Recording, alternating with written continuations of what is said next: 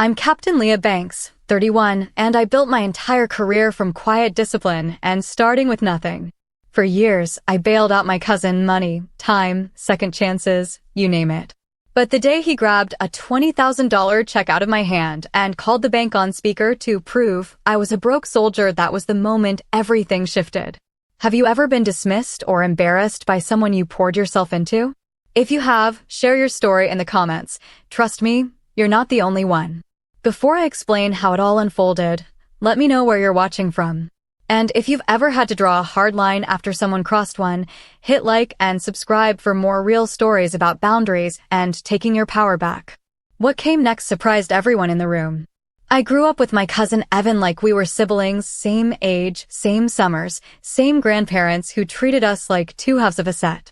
Our childhood memories blend together, catching fireflies in mason jars behind Grandma's house, splitting popsicles on her front porch, staying up late whispering about what we'd be when we grew up. We were inseparable in the way only kids who don't know any better can be. Even then, the dynamic was established early. Evan expected things. I provided them. When he forgot his homework, I did it. When he lost his allowance money, I covered him. When he broke Grandma's kitchen window playing baseball too close to the house, I took half the blame even though I'd been reading inside.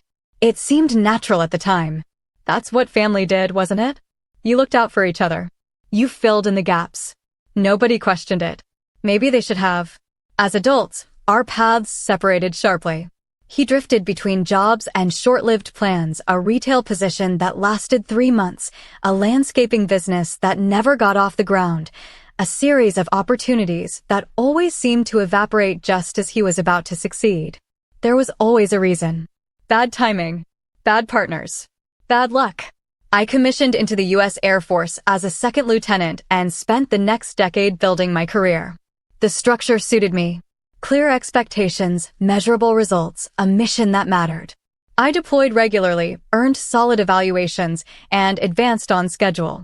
By the time I made captain at 29, I'd logged deployments across 3 continents and managed personnel operations for bases with thousands of airmen.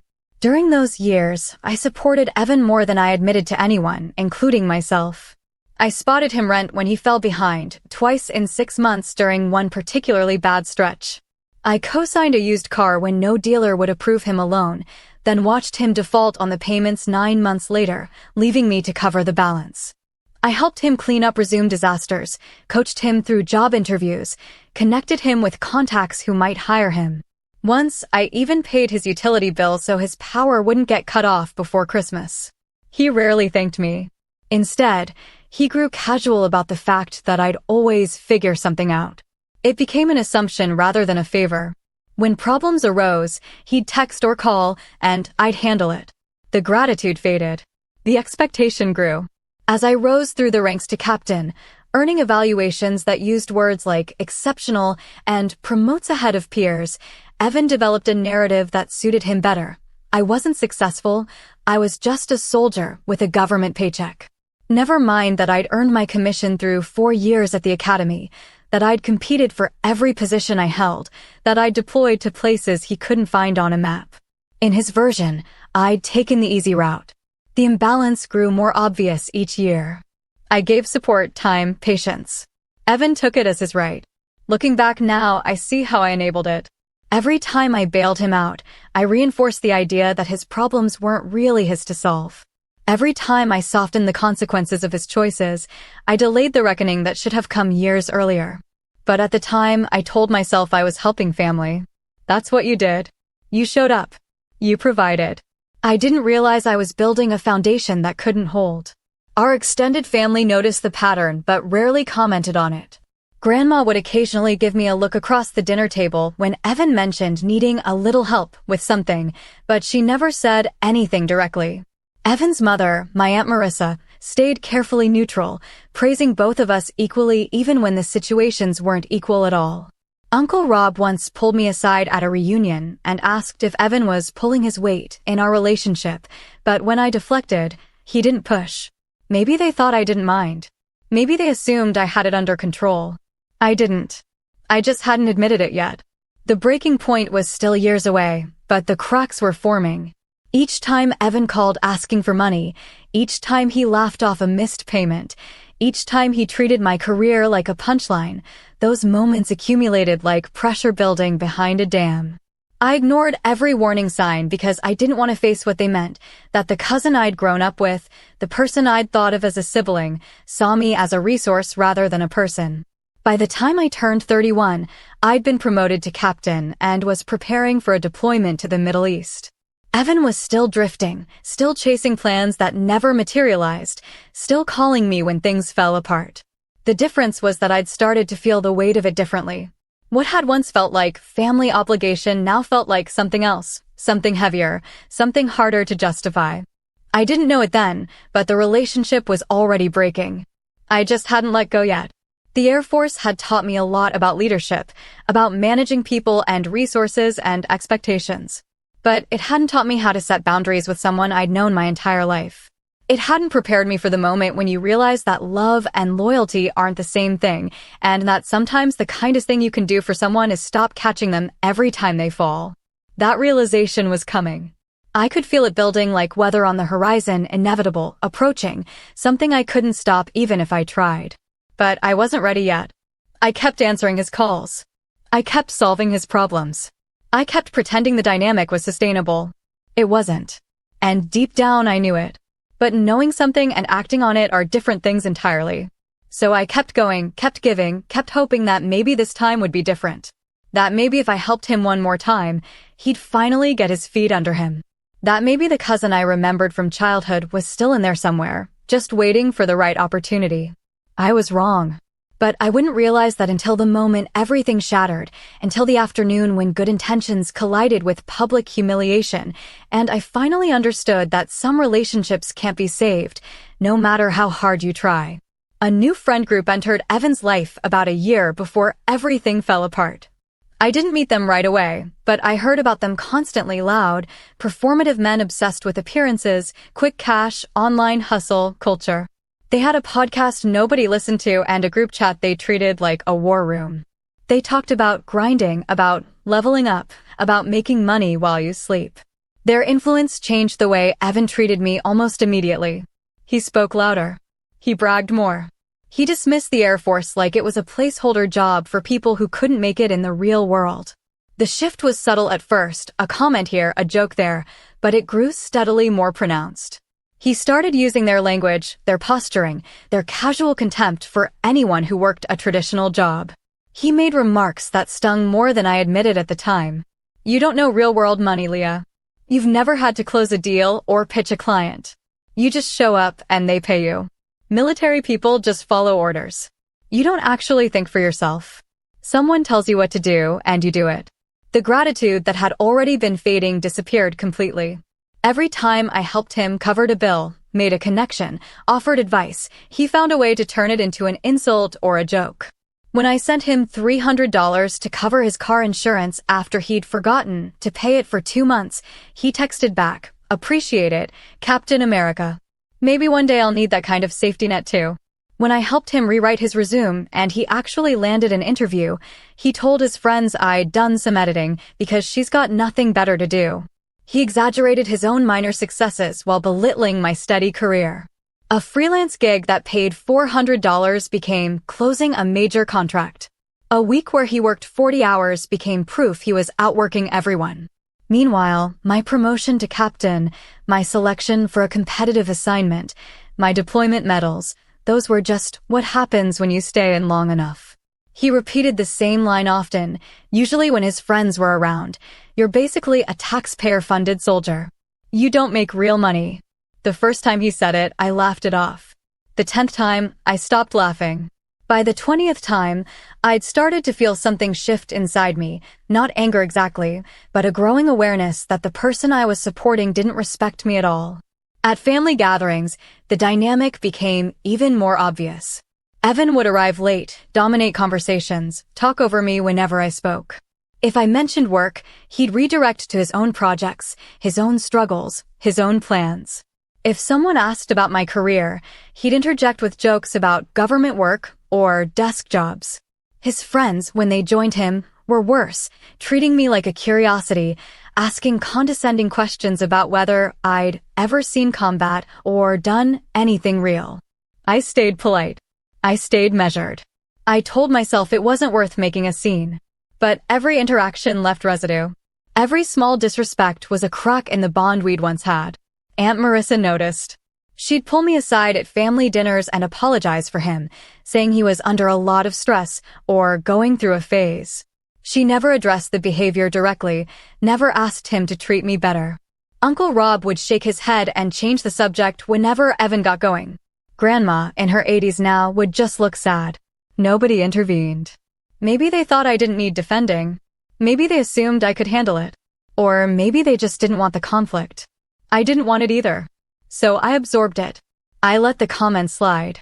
I continued helping when he asked, even though the requests were becoming more frequent and the gratitude non-existent. Looking back, each small disrespect was a fracture. I ignored everyone, telling myself it didn't matter, that family was complicated, that Evan was going through something and would eventually come around. I minimized my own feelings because acknowledging them felt petty.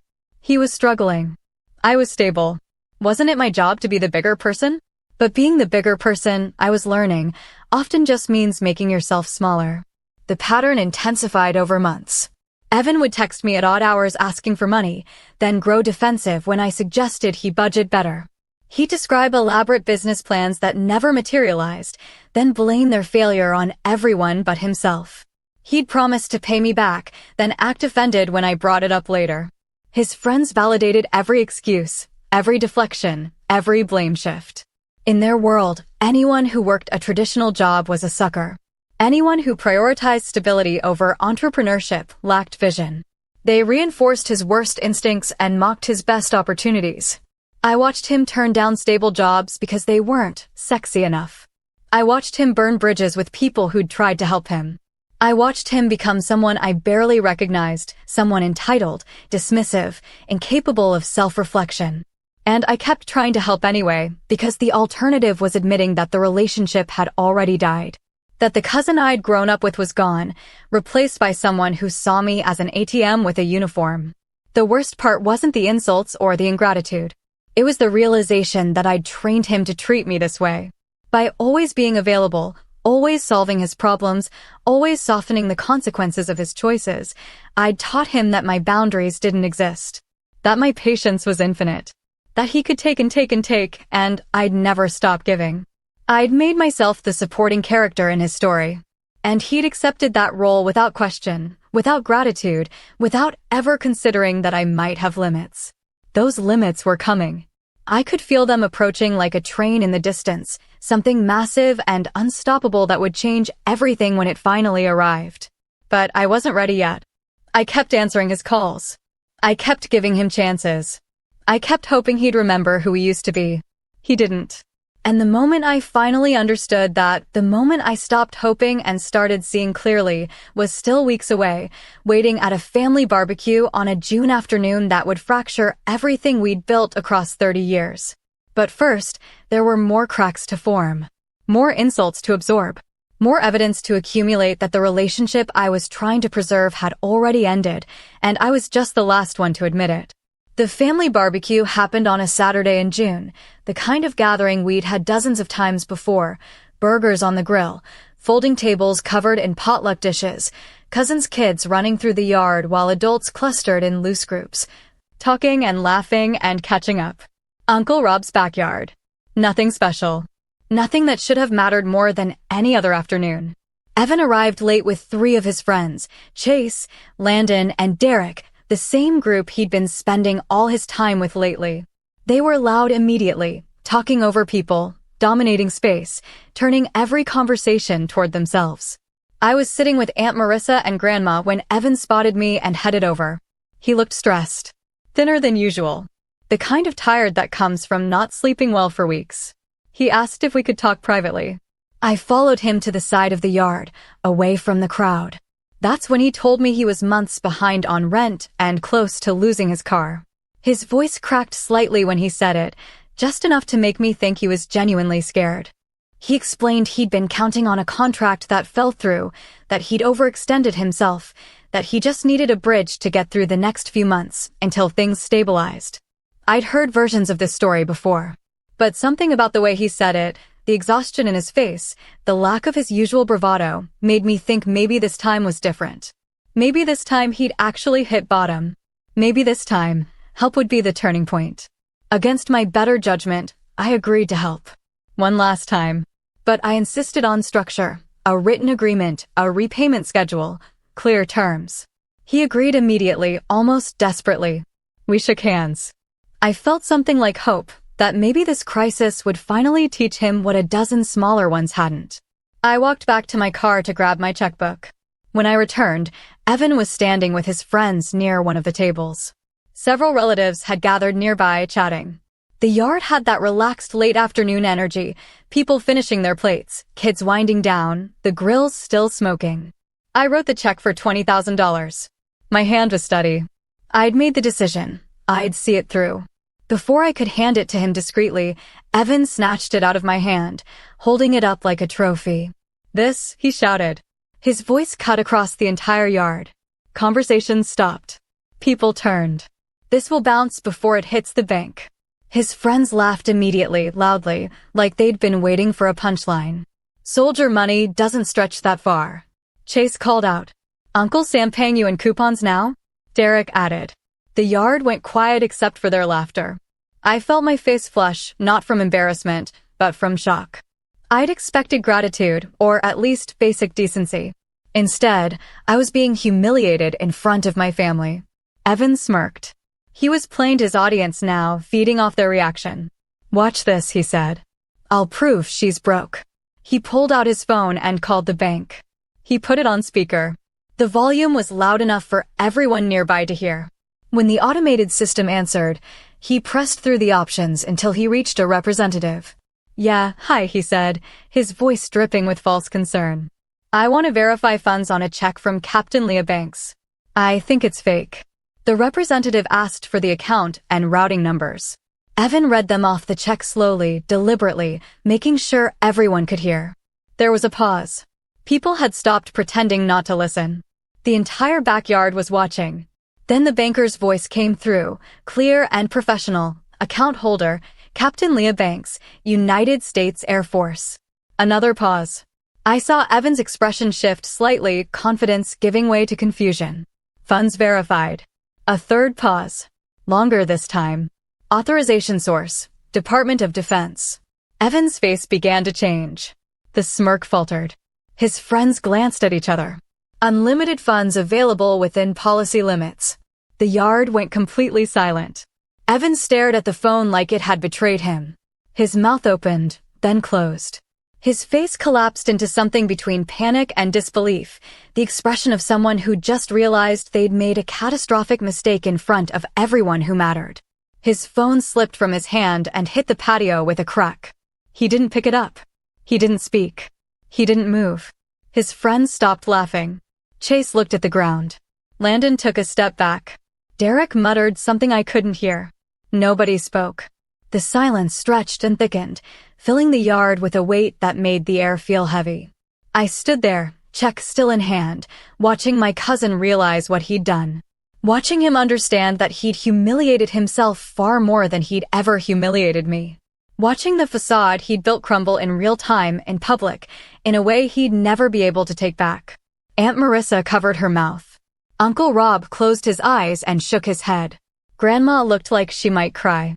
Evan finally bent down to pick up his phone, moving like someone in shock. His hands were shaking. He wouldn't look at me. He wouldn't look at anyone. I folded the check carefully and put it back in my pocket. My voice came out calmer than I felt. I think we're done here, Evan. He didn't respond.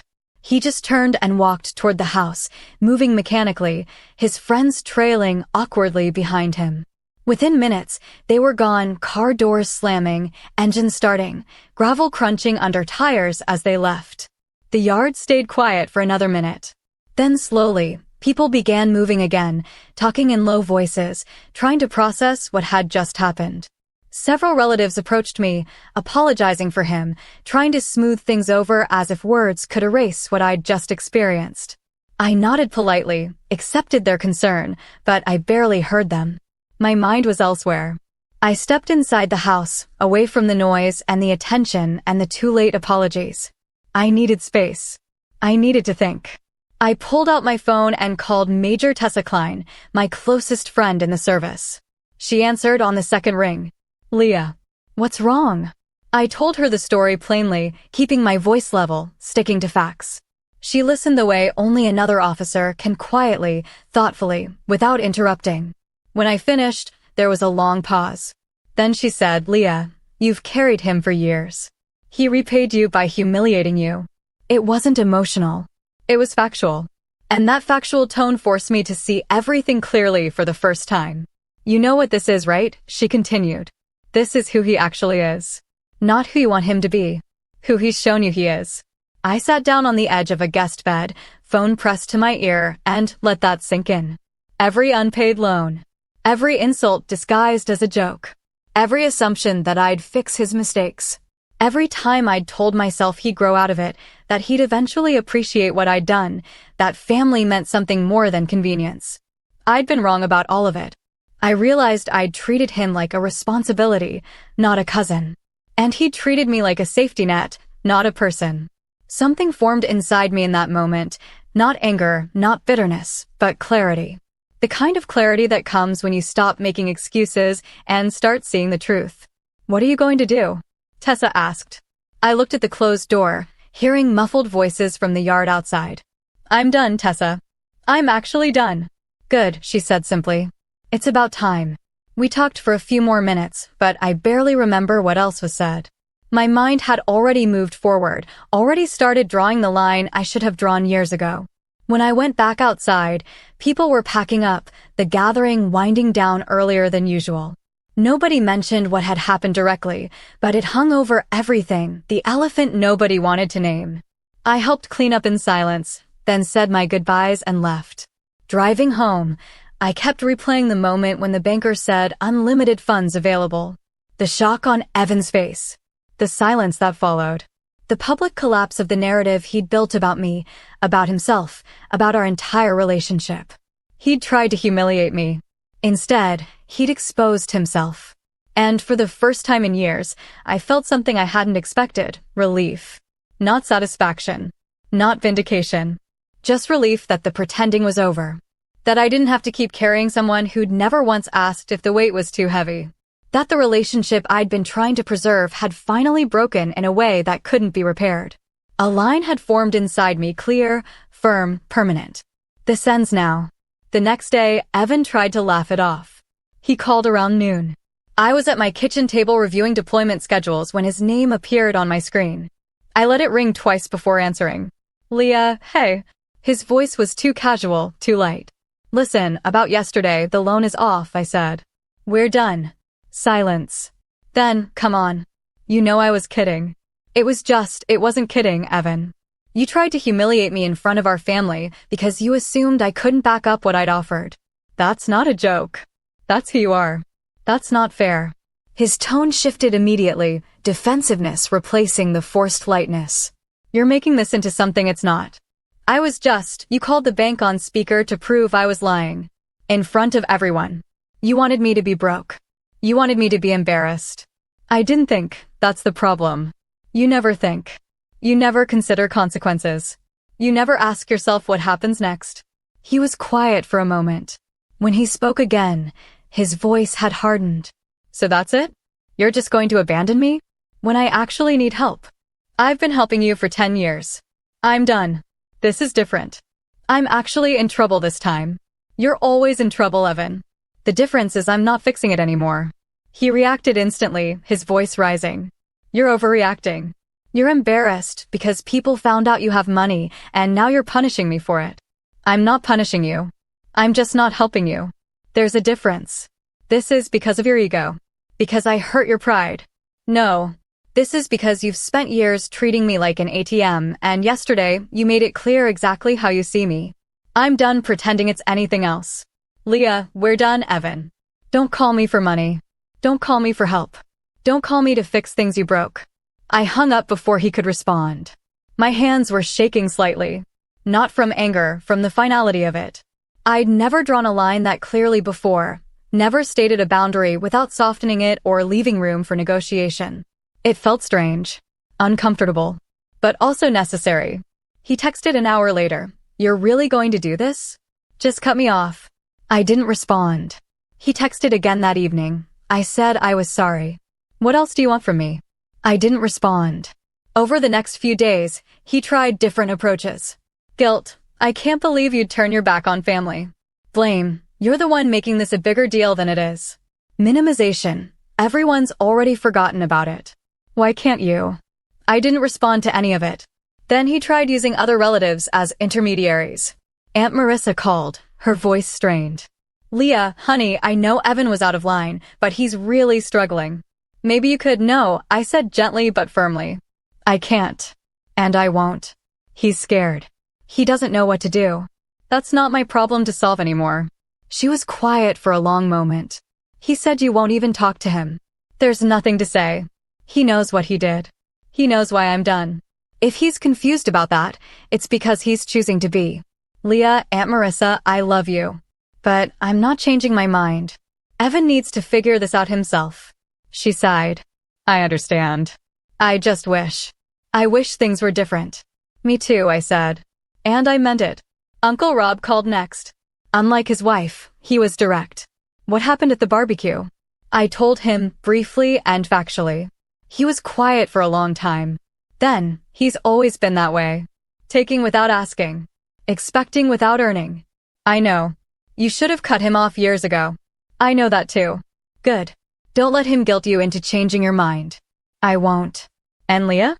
For what it's worth, I'm proud of you." That almost broke me. I thanked him and ended the call before my voice could crack. Evan didn't try to contact me directly again for a week. Then, late one night, my phone buzzed with a long message. "I don't understand why you're doing this. I made one mistake and you're throwing away our entire relationship. Do you know what that feels like? To realize someone you thought cared about you can just walk away? I guess I never really knew you at all." I read it twice. Then I deleted it without responding. Without the $20,000, the dominoes started falling quickly. I heard about it in pieces from family, from mutual acquaintances, from the gaps in what Evan wasn't posting on social media anymore. He lost the apartment first. Couldn't make the back rent plus the current month. His landlord started eviction proceedings within 2 weeks. Then the car. The payments I'd co-signed years ago had already damaged my credit when he defaulted. Now his current vehicle, the one he'd been desperately trying to keep, got repossessed from a grocery store parking lot. He moved in with one of his friends from the group, Chase, I think, but that lasted less than a month before he wore out his welcome. He took a job at a warehouse. Then quit after 3 weeks because it wasn't a good fit. Took another job doing temp work. Lost it for showing up late repeatedly. The trajectory was exactly what you'd expect when someone who's been insulated from consequences for years suddenly has to face them all at once. His social media presence changed. The confident posts about grinding and building an empire disappeared. He stopped posting altogether for a while. When he started again, it was quieter, job listings he was considering, vague references to tough times, occasional attempts at motivational content that rang hollow. His friend group drifted away. The same people who'd laughed along with him at the barbecue apparently weren't interested in being around someone whose life was actively falling apart. For the first time in his adult life, Evan was alone with the consequences of his choices. And I wasn't there to catch him. That was the hardest part, not the decision to step back, but staying stepped back. There were moments when I wanted to intervene. When I heard he was sleeping on someone's couch and eating 1 meal a day. When I learned he'd applied for assistance and been denied because of paperwork issues. When Aunt Marissa mentioned he'd lost weight and looked tired all the time. My instinct was still to help.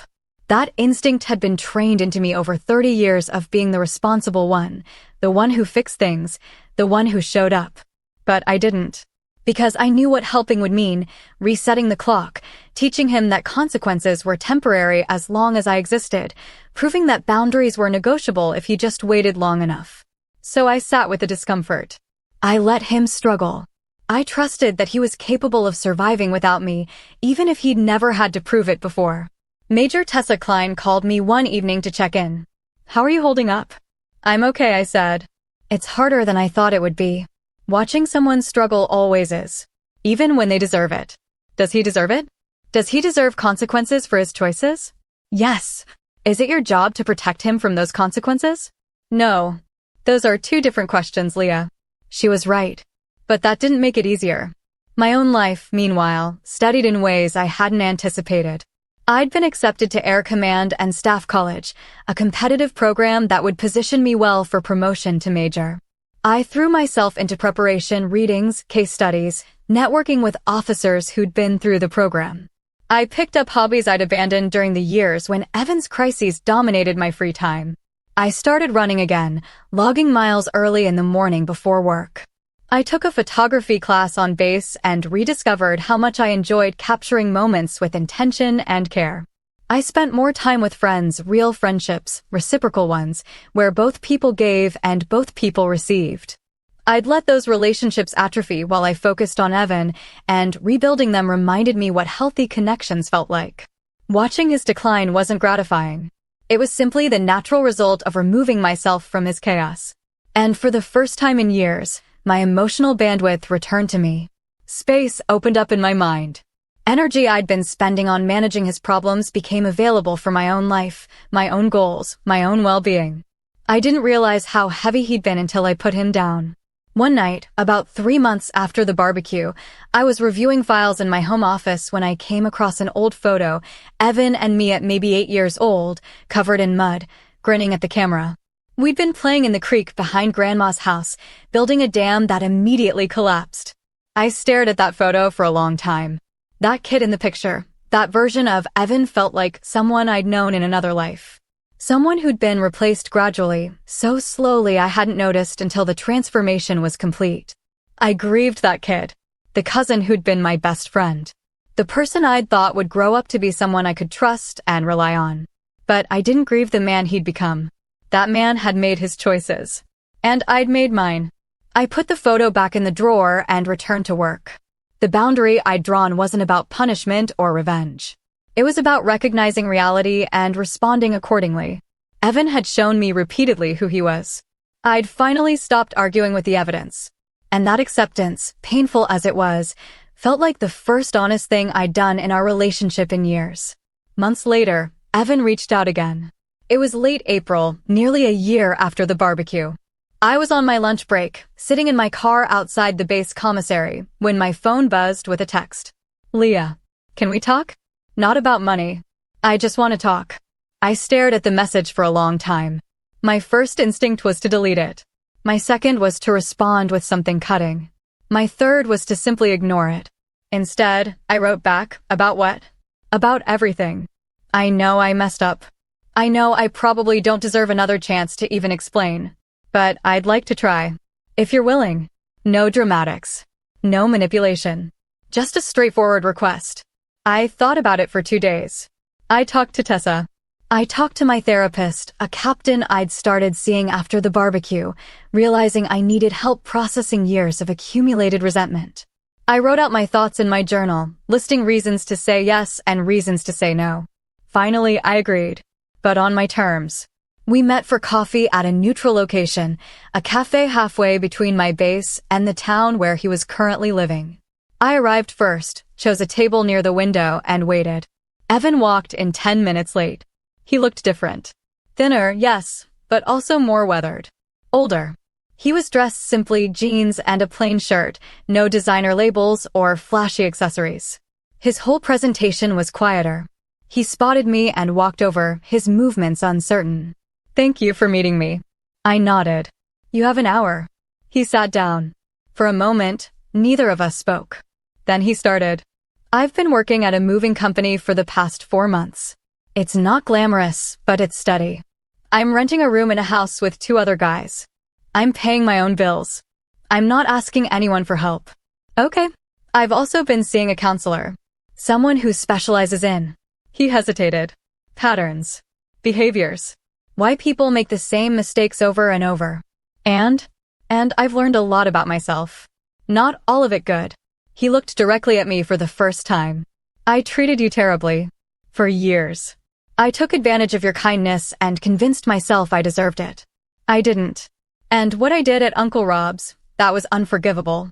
I humiliated you because I was embarrassed about my own failures and wanted to make you look smaller so I'd feel bigger. I waited. He wasn't finished. I'm not asking you to forgive me. I'm not asking for money or help or another chance. I'm just asking if we can start rebuilding some kind of relationship. Something different than what we had. Something where I actually show up as an equal instead of a burden. I drank my coffee slowly, giving myself time to think. What does that look like to you? Honestly, I don't know yet. Maybe we just talk sometimes. Maybe we meet for coffee every few months. Maybe that's all it ever is. But I want to try. If you're willing. No loans, I said. Ever. That's non-negotiable. I understand. No asking me to solve your problems. You figure things out yourself. Yes. And if you start falling back into old patterns, if you start taking more than you give, or treating me like I owe you something, I walk away. Permanently. I understand. I mean it, Evan. I've built a life without you in it. I'm okay with that life. If you want back in, even in a limited way, it's on my terms. Not yours. He nodded. That's fair. We talked for another 40 minutes. Carefully. Surface level at first, then gradually deeper. He told me about the moving job, about his roommates, about how strange it felt to have structure for the first time in years. I told him about my acceptance to Air Command and Staff College, about the photography class, about a deployment I was preparing for. The conversation wasn't comfortable, but it wasn't hostile either. It was cautious. Two people who'd once been close, feeling out whether there was anything left to build on. When we stood to leave, he offered his hand. I shook it. Thank you, he said, for giving me this. Don't thank me yet. Let's see if you can actually follow through. Fair. We left separately. I sat in my car for a few minutes afterward, processing what had just happened. Trust wasn't repaired. It couldn't be, not after everything. But maybe it could be redefined. Maybe instead of expecting him to be who I wanted him to be, I could accept who he actually was and decide whether that person had a place in my life. Structure replaced forgiveness. Boundaries replaced hope. Our relationship restarted in a limited, careful form. We texted occasionally, brief exchanges, nothing heavy. We met for coffee twice more over the next few months. He updated me on his life. I shared appropriate pieces of mine. It was cordial, distant, but not hostile. I noticed that he asked questions now. About my work, about my interests, about how I was doing. Small things, but different than before. I noticed that he didn't make excuses. When he mentioned challenges, he also mentioned solutions he was trying. He didn't expect me to fix anything. I noticed that he showed up on time. These were small changes. Possibly temporary. But they were something. Aunt Marissa called me one evening, her voice lighter than it had been in months. I don't know what you said to him, but thank you. He seems different. More grounded. I didn't do anything, I said. He did the work himself. Maybe, but I think knowing you were willing to meet him meant something. Maybe it did. Or maybe he'd just finally hit bottom hard enough to realize he couldn't keep living the way he had been. Either way, it wasn't my job to save him. It never had been. Tessa asked me once whether I thought Evan would stick with the changes. I don't know, I told her. But it's not my responsibility to make sure he does. That's on him now. And if he doesn't, then I walk away. Permanently. Like I told him. Can you do that? I thought about it. Yes, I can. And I meant it. The boundary I'd drawn wasn't conditional on whether he changed. It was about protecting myself regardless of what he did. If he became someone I could have a limited relationship with, fine. If he didn't, also fine. My peace didn't depend on him anymore. Life moved forward.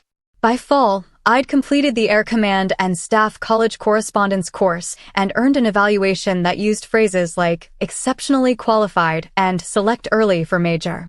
My commander pulled me aside after the evaluation briefing to tell me I was on track for early promotion, a significant career milestone. I'd also been selected for a deployment to the Middle East, leading a personnel support team during a joint operation. The assignment was challenging, high visibility, exactly the kind of opportunity that positioned officers for senior leadership roles. Weekends grew quieter. I had the mental space I didn't realize I'd been missing during the years when Evan's crises dominated every spare thought. I read more. I traveled when I could, short trips, nothing extravagant, but intentional. I saw places I'd been meaning to visit for years. I dated someone briefly, a civilian contractor I met at a base social event. It didn't work out, but the experience reminded me I had space in my life for new people, new possibilities. That hadn't been true before. Evan continued improving, but from a distance. He'd been promoted to supervisor at the moving company. He'd moved into his own small apartment. He started taking night classes at the community college, business management, of all things. He texted me occasionally with updates, never asking for anything, just sharing. Our relationship existed in a carefully maintained equilibrium. Distant but not cold. Present but not central. I noticed something in myself during this period. I wasn't angry anymore. That surprised me.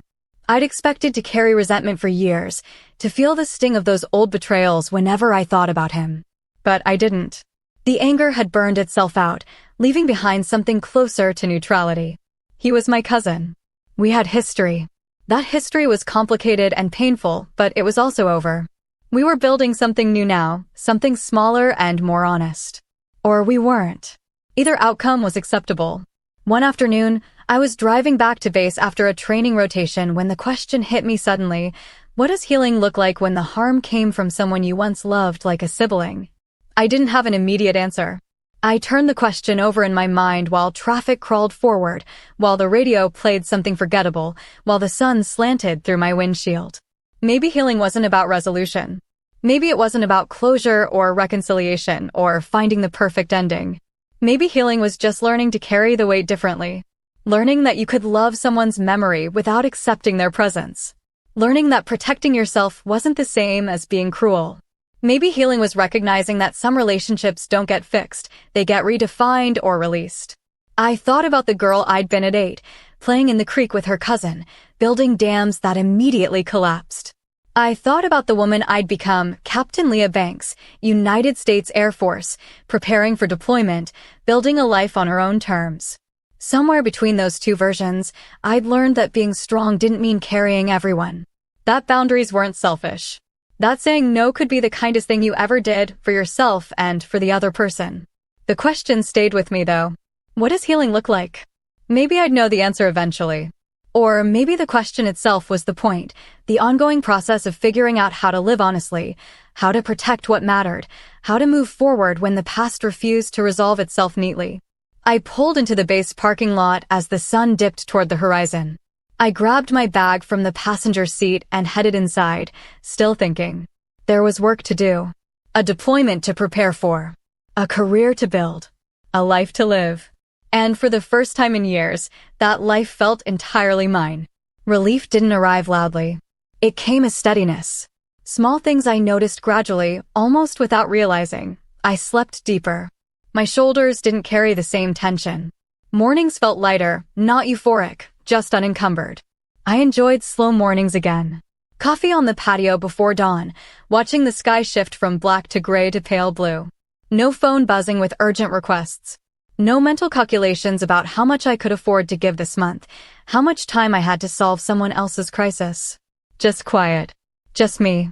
I rediscovered hobbies I'd abandoned during the years when Evan's chaos had consumed my attention. Aerial yoga classes on Tuesday evenings, the kind of physical challenge that required total focus, where my mind couldn't drift to anyone's problems but my own. Photography on weekends, hiking trails I'd meant to explore for years, capturing light through trees and reflections on water. I joined a book club with other officers, monthly meetings where we discussed everything from military history to contemporary fiction. I'd forgotten how much I enjoyed literary discussions, how satisfying it was to engage with ideas that had nothing to do with crisis management. My work felt lighter. Not because my responsibilities changed, I was still managing complex operations, still leading teams, still navigating the demands of military life.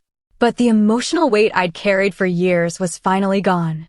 I realized this fully one morning on the drive to base. Traffic was heavy. The radio was playing news updates about something happening overseas. My coffee was cooling in the cup holder. Ordinary morning, ordinary drive, nothing special. And then the realization hit. I didn't miss rescuing him. I didn't miss being needed in that consuming, exhausting way. I didn't miss the late-night calls, the last-minute emergencies, the constant low-level anxiety about what would fall apart next. I didn't miss playing the strong one simply because he refused to grow up. I'd thought I would. I'd expected guilt, regret, some nagging sense that I'd abandoned someone who needed me. But none of that came. Instead, there was just clarity. The relationship we'd had wasn't sustainable. It wasn't healthy. It wasn't real, in any meaningful sense. It was just a pattern we'd both agreed to perpetuate until one of us stopped. I stopped. And the world didn't end. His life went on. My life went on. Separately. Independently. The way they should have been all along. The absence of chaos became the reward. I started noticing what I'd been missing during those years. Friendships I'd let atrophy because I was always managing Evan's latest disaster. Opportunities I'd passed on because I couldn't commit the mental energy. Peace I'd forgotten was possible. I remembered what it felt like to come home and just exist, to cook dinner without checking my phone every 5 minutes, to watch a movie without anxiety whispering in the back of my mind, to make plans for the future without factoring in someone else's inevitable collapse. The boundary became the turning point. Not the confrontation at the barbecue. Not the phone call where I told him we were done. But the decision, repeated daily, to maintain the line I'd drawn. To not soften it when he struggled. To not negotiate it when relatives asked me to reconsider. To not weaken it when my own instinct to help tried to reassert itself. Every time I chose not to step in, the boundary grew stronger. Every time I chose my own peace over his comfort, the new pattern solidified. And gradually, imperceptibly, something shifted. I wasn't living in reaction to him anymore. I wasn't organizing my life around his needs or his failures or his potential. I was just living. For myself. On my own terms. That became the peace. That became the payoff. Not vindication or revenge or watching him suffer. Just the quiet, profound relief of reclaiming my own life. Major Tessa Klein noticed during one of our regular calls. "You sound different," she said. "Different how?" "Lighter. Like you're not carrying something heavy anymore." "I'm not," I said. And I realized it was true. The weight I'd carried for years, the responsibility, the guilt, the constant low-level stress of managing someone else's life, was gone. I'd put it down. I'd walked away from it. And I hadn't picked it back up. That weight had felt so normal for so long that I'd forgotten I was carrying it. Only now, in its absence, could I see how much space it had occupied. How much energy it had consumed. How much of my life I'd been living for someone else. I spent a weekend hiking alone in the mountains, carrying everything I needed in a pack, sleeping in a tent under stars so bright they looked artificial. No service. No distractions. Just me and the trail and the silence. On the second night, sitting by a small campfire, I thought about the story I'd been telling myself for years. That family meant obligation, that love meant sacrifice, that being strong meant never setting limits. Those stories weren't true. They'd never been true. But I'd believed them anyway because they gave me a role, a purpose, a reason to keep going even when the relationship had stopped making sense. The fire crackled. An owl called somewhere in the distance. The air was cold and clean. I realized I didn't need those stories anymore. I didn't need a role that required me to set myself aside. I didn't need a purpose built on someone else's dysfunction. 50 years later, I'm sitting on my back porch in Charleston, South Carolina, watching the sun set over the harbor.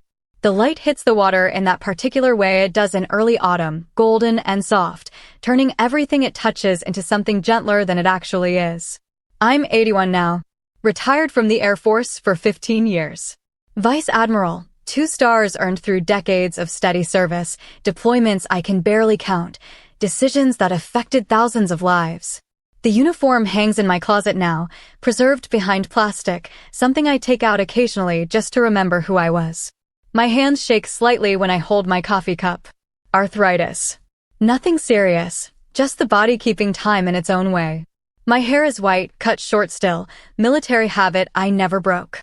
I wear reading glasses now, perched on my nose when I'm going through old photos or reading the news on my tablet. The house is quiet. It's been quiet for 3 years, since my wife Rebecca passed. We had 22 years together, married late, both of us, too focused on careers to settle down young. She was a federal judge, sharp as they come, funny in ways that surprised people who only knew her from the bench. The house still smells like her sometimes. Lavender and old books. I'm thinking about Evan because I received a letter this morning. Actual letter, handwritten, the paper slightly shaky in places where his hand must have trembled. He's 81 too. We were born 6 weeks apart, grew up like twins. The letter is short. Leah, I hope this finds you well. I saw your retirement ceremony on YouTube. Someone posted it. You looked proud. You should be. I wanted you to know that I'm sick. Stage 4 pancreatic cancer. They're saying months, not years. I'm not writing to ask for anything. I just wanted to say that 50 years ago, you drew a line that saved my life. I know I didn't act like it at the time, but it's true. I've thought about writing this letter 1,000 times and never had the courage. Now I'm running out of time to be a coward. Thank you for letting me go. Thank you for teaching me what accountability looks like. I'm sorry it took me so long to learn it. I hope you've had a beautiful life. Evan, I've read it 5 times now. Each time, I feel something different. Sadness. Relief. A strange kind of validation. Grief for the cousin we could have been if we'd both known better when we were young. I haven't seen Evan in person in 47 years. After that coffee meeting when we were 31, we maintained a careful distance. We texted occasionally for a few years. Birthday messages. Brief holiday greetings. Updates so general they barely qualified as communication. Then even that faded. No dramatic ending. Just 2 lives moving in different directions until the distance became permanent. I heard about him through family over the decades. Small updates, filtered through Aunt Marissa before she passed, then through cousins I rarely saw. He got married in his late 30s. A woman named Claire, a teacher. They had 2 kids. He worked at the moving company for 15 years, eventually becoming operations manager. Not glamorous, but steady. He got his associate's degree, then his bachelor's, taking classes at night for years. He coached Little League. He volunteered at a food bank. The reports were always the same. He was doing fine. Nothing spectacular. Just fine. And that, I learned, was enough. That was everything, actually learning to be fine, learning to be steady, learning to build a life that didn't require drama or rescue or someone else's constant intervention. He learned what I'd tried to teach him through absence, that consequences were real, that accountability mattered, that you couldn't outrun your choices forever. I'd like to think that the boundary I drew 50 years ago was the catalyst. That the moment at Uncle Rob's barbecue, the public humiliation, the severed support, the forced reckoning, changed his trajectory. But I'm honest enough now to know I'll never be certain. People change for complicated reasons. Maybe it was me. Maybe it was Claire. Maybe it was fatherhood. Maybe it was just time and maturity and hitting enough walls that he finally stopped running toward them. What I know is this. The boundary I drew saved me. Completely. Unquestionably. And if it also helped him, then maybe the cruelty of that moment contained more kindness than either of us understood at the time. I look at the letter again. His handwriting is shaky but clear. I can picture him writing it, probably at a kitchen table, probably after working up the courage for weeks or months. Stage 4 pancreatic cancer. Months, not years. I feel sadness, but it's distant. The kind of sadness you feel for someone you used to know, someone who mattered once, but whose life diverged from yours so long ago that the connection feels historical rather than current. I wonder if I should visit him. Make the trip to wherever he's living now, Pennsylvania, I think, last I heard. Sit beside a hospital bed or in a hospice room and have one final conversation. But I don't think I will. Not out of spite or resentment. Those feelings burned out decades ago. But because I don't think either of us needs it. The story ended 50 years ago. This letter is an epilogue, not a reopening. He said what he needed to say. I read it. I understand it. I accept it. That's enough. I think about writing back. I draft the response in my mind. Evan, thank you for your letter. I'm glad you found your way. I'm sorry you're sick. I hope your last months are peaceful. You deserve the life you built. Leah, but I'm not sure I'll send it. Maybe the kindest thing is to let his letter stand alone. To let him have the last word without feeling obligated to respond. To offer him the gift of closure without asking him to wait for reciprocation he might not live to receive. I'm old enough now to understand that not everything requires a response. That sometimes the most loving thing you can do is simply witness someone's truth without needing to add your own. The sun is almost down now. The harbor is turning from gold to orange to deep purple. A sailboat moves across the water, white sails catching the last light. Someone's living their life out there, moving forward, going somewhere. I think about the life I've built in the 50 years since that barbecue. The career that took me to 40 countries, that gave me responsibility for thousands of personnel, that earned me recognition I'd never imagined as a young second lieutenant. The promotions that came steadily, major, lieutenant colonel, finally rear admiral at 47, then vice admiral at 52. The retirement ceremony where officers I'd mentored spoke about my leadership, my integrity, my impact. The marriage to Rebecca, unexpected and perfect.